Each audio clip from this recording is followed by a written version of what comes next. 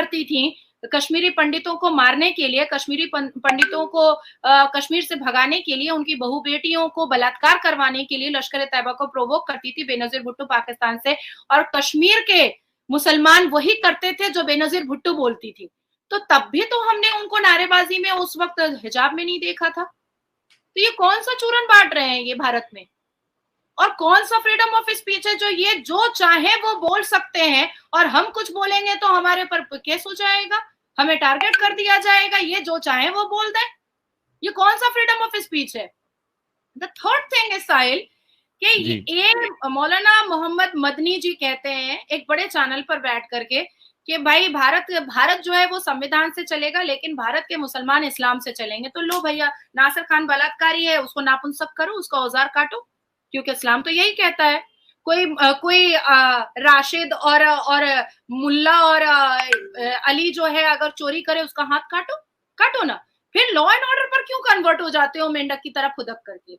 ऐसा क्या है कि जब पुरुष को बड़ी बड़ी अश्लीलता करते हैं, जब वो क्राइम करते हैं, जब वो अश्लीलता की हदों को पार करते हैं, तो आप खुदक करके तुरंत चले जाते हैं मेंढक की तरह लॉ एंड ऑर्डर पर। और जैसे ही मुसलमान लड़कियों के बारे में बात आती है तब आप कहते हैं नहीं, इस्लाम खतरे में है, इस्लाम खतरे में है। क्या, क्यों? इस्लाम क्या औरतों पर नाजिल हुआ था? ऐसा कुछ है क्या? मतलब इस्लाम को बचाने की जिम्मेदारी और ठेका औरतों ने लेकर के रखा है, मर्दों ने नहीं लेकर रखा है। और कितने बेशरम है यही नासिर खान बलात्कारी। 10 साल दोनों भाई, एक भाई तो अभी भी जेल के अंदर है, कादिर खान, और नासिर खान 10 साल इसने जेल में खटाया। ये 10 साल बलात्कार के केस में जेल में खटाया। बाहर आने के बाद करोड़ों रुपए खर्च करके इसने वेस्टर्न जैसे बड़े होटल में, 5 स्टार होटल में अपना निकाह किया, शादी किया, और सारे मुसलमान पश्चिम बंगाल के कोलकाता सिटी के लगभग 10-12% मुसलमान उस बलात्कारी का शादी का बिरयानी खाने के लिए चले गए बेशरम की तरह। फोकट में मिल रही होगी ना नाजिया जी? मतलब फोकट में बिरयानी मिल जाए एक प्लेट तो हम बलात्कारी का भी खा लेंगे बिरयानी। वाह रे वाह, इस्लाम के एक बिरयानी में बिक गया इस्लाम।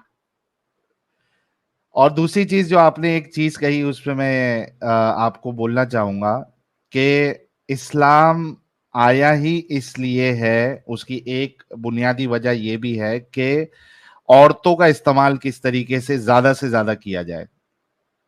आपने अभी कहा ना कि क्या औरतों पे उतरा है, औरतों के लिए उतरा है? नहीं, औरतों के लिए नहीं उतरा है, इसलिए उतरा है कि औरतों का मैक्सिमम फायदा उठाया जाए इसके जरिए से। तो ये वजह है कि आप देखेंगे कि इस तरीके की बातें जो है वो करते हैं और महिलाओं की इज्जत को पामाल करते हैं, उसके स्टेटस को नीचा करते हैं। तो ये तो इस्लाम का हिस्सा रहा है हमेशा से, पहले से। रसूलुल्लाह की खुद एक हदीस है और बार बार हमने बताया हुआ है हजरत जैनब के बारे में कि मार्केट में यानी रास्ते में रसूलुल्लाह ने एक फीमेल को देखा और he was excited, he was so excited that he has to go to Zainab, और वो लेदर बुन रही थी। तभी का तभी उनके साथ जो है वो हम बिस्तरी मुबारक बेस्ट रोल मॉडल साहब ने की, और उसके बाद क्या कहा कि औरतें शैतान की शक्ल में आती है। तो अब आप देखिए कि भाई फीमेल को देख के एक्साइट आप हो रहे हो और डाल दिया फीमेल के ऊपर। तो ये चीज जो है, ये तरीका जो है वो सारा का सारा बेस्ट रोल मॉडल जी से हमें मिलता है। Nazia ji, coming back to the actual topic, बहुत सारे डिस्कशन हमने कर लिया। तो असल जो आज की जो रिक्वायरमेंट है, और एक हमने स्टार्टिंग में एक स्ट्रीम भी की थी, प्यू रिसर्च का हवाला भी दिया था, जिसके मुताबिक तकरीबन 1 करोड़ 20 लाख मुसलमानों ने इस्लाम छोड़ दिया है। और हर किसी को पता है, ये हर किसी को। आप सोचिए कि बड़े मंच पर बैठकर अगर जिनके इतने बड़े बड़े कॉन्टैक्ट्स है, अगर वो कांपते हैं रेफरेंस के साथ, यानी रेफरेंस देकर भी अपनी बात रखने के लिए। जैसे कि मैं जयपुर डायलॉग समिट में गया था और मैंने जब वहां पे खुल के बात की तो वहां पे आनंद जी ने कहा कि भाई अपना नहीं तो हमारे बारे में सोचो, बाकी जो बैठे हैं हमारा गला भी कट जाएगा। और फिर नुपुर जे शर्मा जी ने कहा कि भाई आपने जो बात कही है हजरत आयशा को लेके मैं रिपीट नहीं कर सकती क्योंकि मुझे ऐसी ही धमकियां आती है। तो अगर इतने बड़े, और नुपुर शर्मा जी के साथ क्या हुआ ये तो पूरी दुनिया ने देखा, अगर इतने बड़े बड़े लोगों के दिलों में इतना खौफ, इतना डर है मेजॉरिटी में रहते हुए, तो हम जैसे लल्लू पंजू लोग, यानी मैं आपकी बात नहीं कर रहा हूं, मेरी कर रहा हूं, मेरे जैसे जो लल्लू पंजू छोटे मोटे लोग हैं और कई सारे लोग जो इस्लाम छोड़ चुके हैं, उनका क्या, उनकी सिक्योरिटी का क्या, क्या गवर्नमेंट, और ऑब्वियसली जाहिर मतलब जाहिर सी बात है कि गवर्नमेंट को इन सारी चीजों का पता तो होगा ही, तो भाई वो खामोश क्यों है? वो कब बोलेंगे?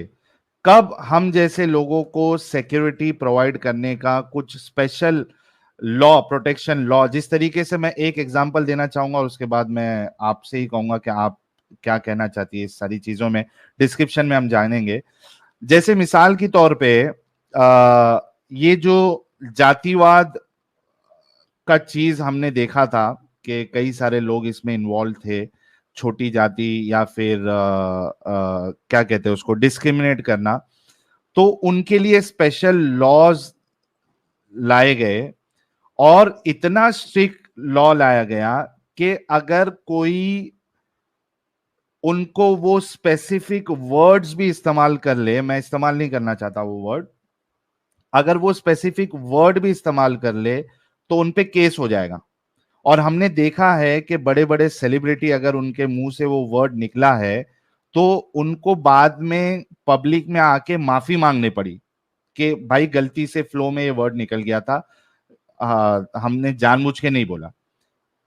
तो वो लॉ होने के वजह से तो आज लोग जो है वो स्पेसिफिक वर्ड्स नहीं इस्तेमाल करते हैं, इतना उनके लिए प्रोटेक्शन का ख्याल रखा गया। तो क्या ये चीज इस तरीके के, क्योंकि देखिए जाहिर सी बात है, हर किसी को बोलने का हक है, हर किसी को जीने का हक है, हर किसी को अपनी अपनी आइडियोलॉजी फॉलो करने का हक है, ये तो जनरल सेंस में तो सबके लिए है। लेकिन जनरल सेंस के बावजूद उन लोगों के लिए अलग से लॉज लाए गए। तो क्या आपको नहीं लगता कि जो एक्स मुस्लिम कम्युनिटी सामने आ रही है और खुल के अपनी बात रखना चाहती है या एटलीस्ट कन्फेस करना चाहती है कि भाई हमने इस्लाम छोड़ दिया, उनके लिए क्या आपको नहीं लगता कि इस तरीके की लॉज की जरूरत है? कैसे क्या होगा, कौन बोलेगा, कब इस पे काम होगा, क्या कहना चाहती है आप? थोड़ा सा डिटेल में बताऊंगी। जी। सबसे पहले तो आपने उन लोगों की बात बताई है जो सनातन धर्म वाले हैं, पर अपनी बातों को रखने से पहले उनको सोचना पड़ता है कि हम भारत में रह करके भी अपने फ्रीडम ऑफ स्पीच को अच्छा, एक हम मिनट देना नाजिया जी, सॉरी मैं आपको बीच में थोड़ा सा इंटरप्ट कर रहा हूँ। फरहीन फातिमा जी कह रही हैं तुम सब चूतिया हो। ये कुरान ने इनको बोला होगा, अनुमति दी होगी, परमिशन दिया होगा गालियां देने के लिए, तो कुरान के फरहीन हिसाब फातिमा जी, अगर आप हम तो है चूतिया, आप अगर नहीं हैं तो आप वाकई में फिर स्पेशल लेडी होंगी, क्योंकि बाकी सारे तो है जो है वो यही है। तो इसके अलावा अगर आपको लगता है कि इस्लाम सच्चा है और वाकई में इस्लाम में महिलाओं की इज्जत है, आपकी इज्जत है, तो आप बताइएगा, मैं आपके लिए लिंक शेयर करूंगा, आप आके अपनी बात रख सकती है। Yes Nazia ji, please go ahead, I am really sorry. It's alright. मैं बोल रही थी कि 82.7% सनातनियों के मेजॉरिटी वाले भारत में अगर इन्हीं सनातनियों को अपनी बातों को और एक मजहब की किताब के हवाले से उसकी आयतें और सूरतों के नंबर को बताने के बाद भी अगर उनको ये डर सता रहा है, तो मुझे लगता है कि अगर गुस्ताखे रसूल की सजा हो सकती है तो अपमाने राम की भी सजा हो सकती है। अगर गुस्ताखे रसूल की सजा से सर तन जुदा हो सकता है, तो अपमाने राम की सजा सर धड़ से भी जुदा हो सकता है। बिल्कुल हो सकता है। एक तरफ भारत में 14% डरी हुई कौम रहती है, जिसका ठेकेदार मंच पर चिल्लाता है कि 15 मिनट के लिए पुलिस हटा दो, फिर दिखा देते हैं। तो ये डरी हुई कौम हुई कैसे? सबसे पहली बात। अब बात आती है कि क्या 82.7% सनातनी इस भारत में इस बात को मेरी आवाज के साथ मिलाने को तैयार हैं, तो मैं उनके लिए खड़े हो करके ये नारा लगाने को तैयार हूं कि अपमाने राम की बस एक ही सजा, सरधड़ से जुदा। आप हम 76 साल से भारत में एक ही चीज सुन रहे हैं कि सनातन धर्म को डिफेम और मलाइंग फ्रीडम ऑफ स्पीच और फ्रीडम ऑफ एक्सप्रेशन के तहत किया जा सकता है, पर अगर एक खास समुदाय और मजहब की किताब की सच्चाई अगर सामने रख दी जा रही है, तो उनको, ऐसे लोगों को हर वो तरीके से डिफेम किया जाता है, थ्रेट किया जाता है कि वो आदमी घर पे छुपने पर मजबूर हो जाता है। तो मुझे लगता है कि अपने अपने हाथ की मेहंदी और अपने अपने हाथ की चूड़ियां तोड़ने का वक्त आया है, और ये 14% डरी हुई कौम को इस भारत के अंदर बताने का समय आ चुका है कि जब तुमने एक्सेप्ट किया ही है कि तुम डरी हुई कौम हो, तो डरा कैसे जाता है उसको बताना बहुत जरूरी है। ये बहुत जरूरी चीज है, क्योंकि जब देखिए, एक कट्टर के साथ आपको रहना है तो पत्थर बनना पड़ेगा, और कट्टर इस्लाम वाले के साथ रहना है तो कट्टर हिंदू बनना पड़ेगा। मैं एक्स मुस्लिम की अभी बात नहीं कर रही हूँ, आपने एक खास लेडी का नाम लिया है, मैं उसके बारे में बात कर रही हूँ, या जो जयपुर डायलॉग्स वाले जिसने आपसे ये बात कही कि कम से कम हमारा तो ख्याल रख लो। तो मुझे ऐसा लगता है कि अगर इस राष्ट्र से हमें संविधान मानने वालों को ही चुनना है, तो हमें फिर डर और भय दिल से निकालना पड़ेगा। हमें ऐलानिया रोड पर यह कहने की हिम्मत पैदा करनी पड़ेगी कि इस भारत में रहने का उसी को हक है जो संविधान मानेगा। इस भारत में रहने का उसी को हक है जो यहाँ के भारत के प्रधानमंत्री को रिस्पेक्ट करेगा, बिल्कुल, और करना पड़ेगा। याकूब मेमन के जनाजे की नमाज पढ़ के भारत के मुसलमानों ने यह बताया है बार बार कि वो किसके पक्ष में खड़े हैं। अमेरिका ने जब उसामा बिन लादेन को खत्म किया, तो 370 हटने से पहले कश्मीर में उसामा बिन लादेन के पक्ष में जनाजे की नमाज हुई, तो कश्मीरी मुसलमानों ने ये बात बताया था कि वो किसके पक्ष में। जब आफ्ताब ने श्रद्धा की बोटियां की थी, तब मुसलमानों ने बताया था कि वो किसके पक्ष में है। तो अभी भी अगर यही सोचना है, मानवता के बारे में बात रखनी है, तो लो भैया, तब तो फिर आप 2 डेकेड आपने लड़ा राम मंदिर के लिए, 1 डेकेड आप लड़ रहे हो ज्ञान वापी के लिए। कल को कह देगा कि ये जो भारत है ये तो अरब का ही एक हिस्सा है, यही कह देगा, क्योंकि मौलाना मोहम्मद मदनी ने ये बात कहा है कि इस्लाम जो है वो भारत से स्टार्ट हुआ है। तो मैंने उनको जवाब दिया है कई बार कि जब भारत से स्टार्ट हुआ है तो फिर इतना खर्च कर करके लोग मक्का मदीना क्यों जाते हैं हज वज करने के लिए? फिर तो हमें यही कर लेना चाहिए, और हम किबला की तरफ मुंह करके नमाज क्यों पढ़ते हैं? तो फिर उनके पास कोई जवाब नहीं था। तो थोड़ा सा हम लोगों को अपफ्रंट आना पड़ेगा, बिल्कुल आना पड़ेगा। ये जो लोग कॉन्डम की बात करते हैं कैमरा के सामने, वो तो नहीं मुंह पे मास्क लगाते हैं, वो तो नहीं डरते हैं। मुफ्ती अपने नाम के आगे मुफ्ती लगाते हैं, जबकि कुरान तो कह रहा है कि भाई कोई इस्लामिक प्रीचर कैमरा के सामने नहीं आ सकता। और यही वजह है कि प्रॉफिट मोहम्मद सल्लल्लाहु अलैहि वसल्लम की कोई तस्वीर नहीं है, या किसी भी प्रॉफिट की कोई तस्वीर नहीं है। तो फिर ये मुफ्ती, ये कारी, ये गोलगप्पू मौलाना, ये रसगुल्ला मौलाना, ये पेटला मौलाना, ये लोग कैमरा के सामने अपने 4-4, 5-5 यूट्यूब चैनल बना करके बाप बड़ा ना भैया, मुसलमान मौलाना के लिए सबसे बड़ा रुपया, ये कैसे चलेगा भैया? ये कैसे चलेगा? आप अपनी मर्जी से इस्लाम को ट्विस्ट कर लेते हो, इस्लाम को टर्न कर लेते हो, फ्लेक्सिबल कर लेते हो, और खुद करते हो तो रासलीला होता है, और साहिल करता है तो कैरेक्टर ढीला हो जाता है। ये तो नहीं चलेगा।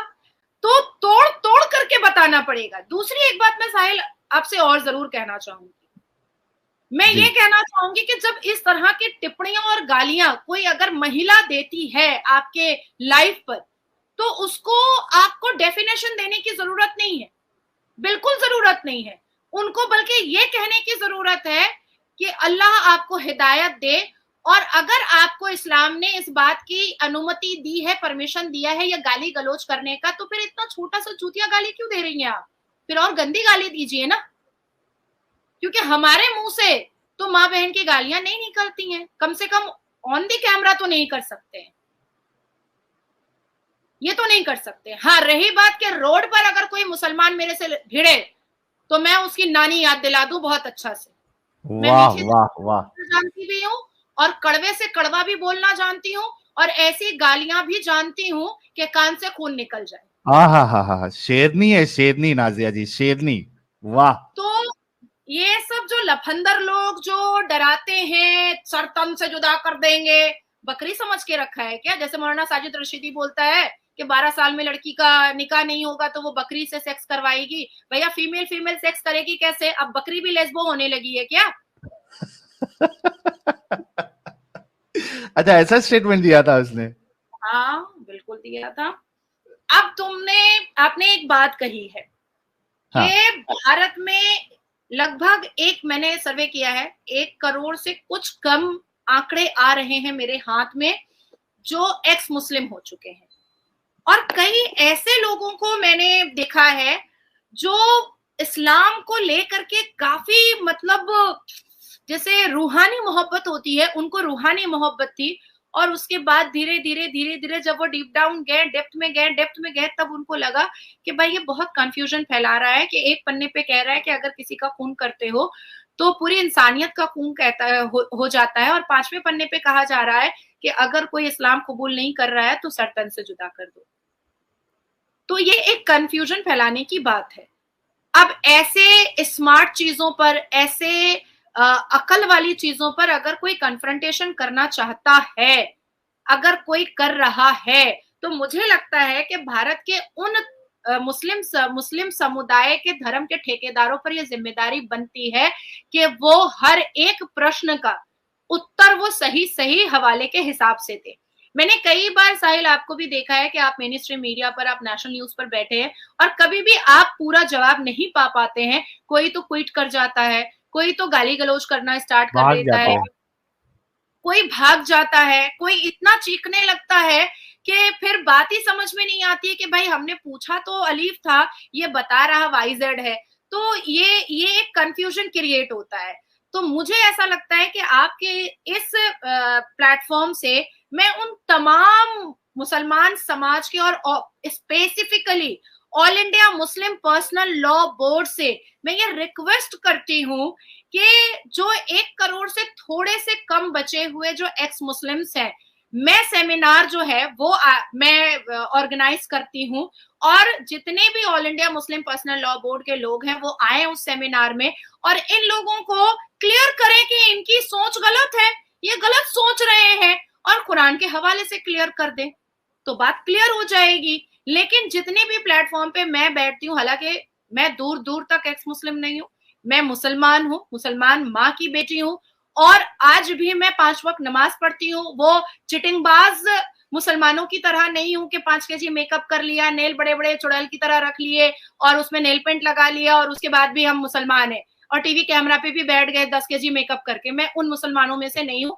जो फराइज हैं वो मैं पूरे करती हूँ, लेकिन जो क्वेश्चंस हैं उसके तो आंसर मुझे चाहिए ना, वो तो मुझे चाहिए। उसके लिए तो मैं सर्वे करूंगी, उसके लिए मैं एक्सप्लोर करूंगी, उसके लिए मैंने कुरान के पन्नों को पढ़ लिया, सब कुछ कर लिया, जिन्ना का बनाया हुआ 1937 का शरिया लॉ पढ़ लिया, हदीसें पढ़ ली, असली हदीस पढ़ ली। कई बार मैंने आपसे भी साहिल मांगा है कि इस टॉपिक पर मुझे कुछ क्लियर करना है, जरा भेजिए आप, तो आपने भी भेजा है, और फिर कंफ्यूजन वहीं का वहीं रह जाता है। तो आखिर ये क्या ऐसी बात है कि जब कोई इस खास मजहब के बारे में बात करता है तो आप सर तन से जुदा की धमकी देते हो, लेकिन जब हम कन्फ्रंटेशन की भी बात करते हैं या कोई प्लेटफॉर्म भी हमें मिलता है कि आप बताओ ना, जैसे मैं टाइम्स नाउ पे मैंने पूछा था all India Muslim personal law board के ही एक मौलाना से कि आप कह रहे हैं कि लड़कियां आवारा हो जाती हैं अगर शादी सही वक्त पे नहीं हुई, तो वो सूरा नंबर मुझे बता दीजिए। वो नहीं बता पाए, वो नहीं बता पाए, और वो चीखता रह गया, चिल्लाता रह गया। मैं अपनी जगह पर स्टक हूं। मैंने कहा मुझे पहले सूरा नंबर जानना है, आप सूरा नंबर बताइए, उसके बाद ही ये डिबेट आगे बढ़ेगा, नहीं तो नहीं बढ़ेगा। आपको सूरा नंबर बोलना पड़ेगा, क्योंकि आप मिसलीड और मिसगाइड नेशनल न्यूज पर नहीं कर सकते। बिल्कुल नहीं कर सकते। एक तरफ मुफ्ती और कारी कॉन्डम की बात कर रहा है, एक तरफ मुफ्ती और कारी ये कह रहा है कि मैं अल्लाह को नजर नहीं दिखाऊंगा अगर मेरे मरने के बाद 4 औरतें बेवा ना हो जाएं। ये मुफ्ती तारिक मसूद कहता है। हाँ। एक तरफ मुफ्ती तारिक मसूद ये कहता है कि कुत्ता पालना हराम है इसलिए औरत पाल लो। मतलब तुम क्या कह रहे हो औरत को? तुम क्या कहना चाह रहे हो? सेल्फ आइडेंटिफिकेशन, सेल्फ रिस्पेक्ट वाली औरत, अपने आप पर प्राउड फील करने वाली औरत कभी भी ऐसी ऐसी बदतमीजी एक्सेप्ट नहीं कर सकती है। और मैं एडुकेट औरत हूं, मैं कुत्ते से अपनी बराबरी होते हुए नहीं देख सकती हूं, कभी भी नहीं देख सकती हूं। तो डरने की जरूरत नहीं है, इतना किसी में ताकत नहीं है कि आकर के सर तन से जुदा कर देगा। मैं कहती हूं कि मैंने कभी भी रेप विक्टिमाइज्ड लड़कियों को मैंने कभी भी बोला है कि रोना मत, कभी मत रोना इनसाइड द कोर्ट रूम, क्योंकि तुम ज्यादा ताकतवर हो। जिसने रेप किया है उसने अपने पैंट को खुद उतारा है और तुम्हारा जबरदस्ती उतरवाया गया है। तो ये दोनों चीजों में फर्क महसूस करो। तुम बहादुर हो, वो पागल भी नहीं कहेंगे, वो बुजदिल है। जो इंसान खुद से अपना पैंट उतार रहा है वो बुजदिल हुआ, वो कुनजहन हुआ, वो अश्लील हुआ। तो रेप विक्टिमाइज्ड औरतों को मैं बहुत सिर माथा पे बैठाती हूँ, मैं ऐसे कंसेप्ट के साथ चलती हूँ। अब आती है बात कि आपने कहा कि एक्स मुस्लिम के प्रोटेक्शन के लिए क्या करना चाहिए या क्या सरकार सोच रही है। बहुत तकरीबन मेरी 9 से 8 मीटिंग मेरे सीनियर्स के साथ हुई है। हम 72 जूनियर और सीनियर मेरे फर्म में लोग काम करते हैं, खान लीगल सॉलिसिटर फर्म में, और 72 जूनियर और सीनियर्स को लेकर के ये डेटाज मैंने निकाले हैं, ठीक है। इस पर हम 2024 के जनवरी में हम लोग एक PIL सर्वोच्च न्यायपालिका में करने जा रहे हैं कि जो लोग अपनी मर्जी से, अपने विल से, अपने आप से इस्लाम को छोड़े हैं और उनको आज पर्दे में रहना पड़ रहा है, आज उनको मास्क पहन करके घूमना पड़ रहा है, आज उनको अपनी आइडेंटिफिकेशन छुपानी पड़ रही है। क्यों छुपानी पड़ रही है? किस लिए छुपानी पड़ रही है? अभी ये जो लड़की आई थी इसने गाली दिया तो क्या इसने अपनी आइडेंटिफिकेशन छुपाई है? नहीं छुपाई है। ये तो बड़ा मजे में फोटो खिंचवाई है, हालांकि इस्लाम में तो फोटो खिंचवाना जायज नहीं है। तो जो लोग एक अवेयरनेस का काम कर रहे हैं, एक सोशल एक्टिविस्ट का काम कर रहे हैं, लोगों को अवेयर कर रहे हैं, लोगों तक मैसेजेस पहुंचा रहे हैं, और ये बिल्कुल नहीं कह रहे हैं कि भाई मैंने छोड़ा है तुम भी छोड़ो। क्यों कहेंगे? बिल्कुल नहीं कहेंगे। और ये मैंने कभी साहिल आपके चैनल पर देखा भी नहीं है कि आपने किसी को फोर्स किया है। आपने कहा है कि मैं तथ्य सामने रखूंगा, मर्जी आपकी है भैया। आप तथ्य सामने रखते हैं, सामने वाले के मुंह में जुबान नहीं होती है, जवाब नहीं होती है, वो कह देता है कि भैया अब हम छोड़ रहे हैं, तो वो उनकी अपनी मर्जी होती है। आप मेरे सामने 1 करोड़ तथ्य रख दो, मैं नहीं छोड़ूंगी इस्लाम। आप मेरे सामने पूरे कुरान की किताब को, पूरे मजहब की किताब को आप खोल के रख दो, मैं समझ रही हूँ कि बहुत सारे कंफ्यूजन है, लेकिन मैं नहीं छोड़ूंगी। ये मेरी मर्जी है, ये मेरा जिद है, ये मेरे जिद है। तो ऐसे लोग जो एज एन एक्टिविस्ट इस भारत में काम कर रहे हैं और जिनकी एक बहुत बड़ी मेजॉरिटी बन चुकी है, ऐसा नहीं है कि मेजॉरिटी नहीं बनी है, एक बहुत बड़ी मेजॉरिटी बन चुकी है। इस मेजॉरिटी के लिए मैं और मेरी पूरी टीम 2024 में सर्वोच्च न्यायपालिका में आपके प्रोटेक्शन के लिए, आप जैसे एक्स मुस्लिम्स के प्रोटेक्शन के लिए मैं अपनी याचिका दायर कर रही हूं। और मुझे सरकार से पूरी उम्मीद है कि जिस तरह से सरकार ने 3 तलाक के वक्त में, तब मेरी उम्र भी बहुत कम थी और उस वक्त मैंने ये बीड़ा उठा लिया था, तो उसी तरीके से केंद्र की सरकार से मेरी उम्मीद है और मेरा भरोसा है कि आप लोगों के प्रोटेक्शन के लिए जरूर केंद्र की सरकार मेरा साथ देगी, मेरे आवाज में जरूर आवाज मिलाएगी। और कुछ ऐसे बिल पास होने चाहिए, कुछ ऐसे अमेंडमेंट्स होने चाहिए पार्लियामेंट के अंदर से, और दोबारा भारत के प्रधानमंत्री श्री नरेंद्र दामोदर दास मोदी जी के ओथ लेने के बाद पहले संसद में ऐसा एक बिल पास होना चाहिए जिसमें यह साफ क्रिस्टल क्लियर किया जाए कि अगर कोई इस्लाम अपने आप अपनी मर्जी से छोड़ रहा है तो उसको अगर कोई कुछ क्षति पहुंचाता है या कुछ हार्म करता है या उसको गालियां देता है तो उसके ऊपर धाराएं लगेंगी और उसको जेल की सजा होगी। इसके लिए मैंने बेबी स्टेप लिया है। और मैं चाहती हूँ आप जैसे लोगों को कि आप मेरे मेरे मुझे सपोर्ट करें, आप लोग मुझे प्रोवोक करें, आप लोग मुझे मेरे साथ हाथ में हाथ मिलाकर चले। मैं नहीं कह रही हूँ कि मैं अकेले आगे आगे चलूंगी और आप पीछे पीछे चलो, नहीं, कहीं ऐसा ना हो मैं पीछे पलटू और सब गायब, तो वो नहीं होना चाहिए। मैं साथ साथ चलने की बात कर रही हूँ। हालांकि मैं हूँ बहुत जिद्दी, आई एम वेरी स्टबर्न, मैं बहुत जिद्दी बचपन से रही हूँ। अगर मैंने कुछ ठान लेती हूँ, मैं कुछ मैं अपने आप में सोच लेती हूँ, तो वो मैं करके रहती हूँ, आगे पीछे कोई रहे या ना रहे। क्योंकि मैंने ऐसे बहुत सारे काम किए हैं जिसमें मुझे लगा है कि पता नहीं मेरे साथ क्या हो। हालांकि मैं बता रही हूँ कि 2019 मेरे ऊपर एसिड अटैक भी हुआ है, और एसिड अटैक? हाँ, मेरे पास उसकी तस्वीर भी है, मेरे पास ये उसकी तो हमको नहीं पता थी ये चीजें। वाह। अच्छा, लेकिन मीनवाइल जब तक नाजिया जी बता रही हैं, जितने लोग देख रहे हैं, आप सभी लोगों से रिक्वेस्ट है कि इस स्ट्रीम को इसका लिंक अपने सारे सोशल मीडिया प्लेटफॉर्म में जहां जहां भी है स्टेटस में डालिए, आप पोस्ट करिए ताकि और भी ज्यादा लोग जुड़ सके, क्योंकि बहुत इंपॉर्टेंट बातें नाजिया जी हमें बता रही हैं और ये लोगों तक पहुंचना बहुत जरूरी है। देखिए, नाजिया जी ने खुद से होकर, अच्छा मुझे ये पता नहीं था कि नाजिया जी ये बात बताने वाली है, और जब इनके पास डेटा ऑलरेडी, मेरी कल ही इनसे बात हुई है, राइट नाजिया जी? आज हाँ, की स्ट्रीम में हमने कल बात की, आज शेड्यूल की, मुझे पता भी नहीं था that she has already gathered so much data. That means कि हमारे बोलने से पहले नाजिया जी ने इसकी जरूरत को समझी और इन्होंने ऑलरेडी काम स्टार्ट कर दिया है। So I am so proud of Nazia ji and thank you so much.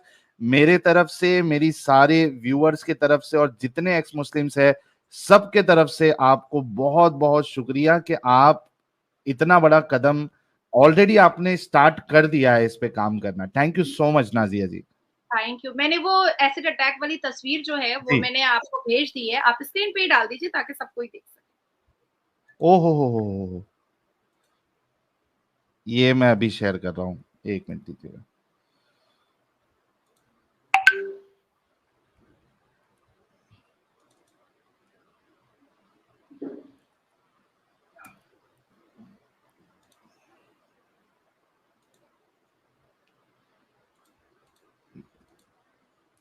ये आ गई स्क्रीन पे।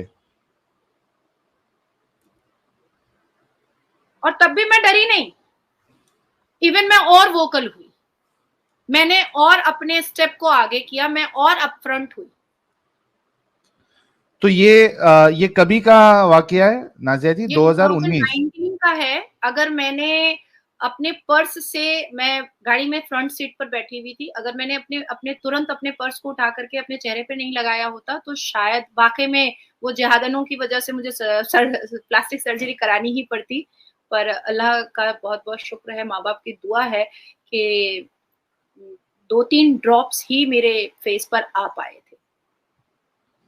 It's very sad. और इसके बावजूद अगर आप इतनी हिम्मत से डटी हुई है, दैट शोज कि कितनी ज्यादा करेजियस आप है, हिम्मत वाली है। और जो आपने कहा था जिद्दी वर्ड, तो इससे समझ में आ रहा है कि जो ठान लिया आपने, तो एक जिद बन जाती है आपकी और उसको आप पूरा करके रहती है। So that is really amazing. मैं यही बताना चाहती हूँ कि डरने की जरूरत नहीं है। आप डरेंगे, लोग डराएंगे। और इनका एक हथकंडा है, एक मंत्रा है कि भाई सामने वाला कोई बहुत लॉजिकल लॉजिकल क्वेश्चन किया है, अब इनके पास कोई जवाब नहीं है और इनके मजहब की किताब में भी कोई जवाब नहीं है, तो बस अब चिल्लाना स्टार्ट कर दो, ए तुमको ऐसा कर देंगे, ए तुमको वैसा कर देंगे, ए तुम ये हो, मुनाफिक हो, फलाना हो, धमाका हो। ठीक है, लेकिन जवाब तो दे दो। तुम जो बोलो सब है, लेकिन जवाब तो दे दो। हम्म। मुझे सिर्फ जवाब से मतलब है। बाकी गालियां तुमको जितनी देनी है, या फिर तय कर लो कि तुम 2 घंटा गाली दोगे, ठीक है मैं सुनूंगी, एकदम पूरे पेशेंस के साथ सुनूंगी, लेकिन जवाब तो दो, मेरे सवाल का जवाब तो दो। ये देंगे नहीं, ये देंगे नहीं, क्योंकि इनके पास जवाब नहीं है, और जो हम कह रहे हैं वो सच है। तो इनसे इनसे बिल्कुल कट्टरता से सामने आना पड़ेगा। डर करके, छुप करके ये सोचेंगे देखा हमने 4 लोगों ने नाजिया को गालियां दे दी, अब तो ये घर में बैठ गई। ना ना ना ना ना, मैं मर्दों को हिजाब पहना दूं, मैं ना पहनूं। क्या बात, क्या बात, जबरदस्त, जबरदस्त। इसीलिए आपसे डरते हैं ये, आपके सामने आने से, तो वो मुल्लियों को भेज रहे हैं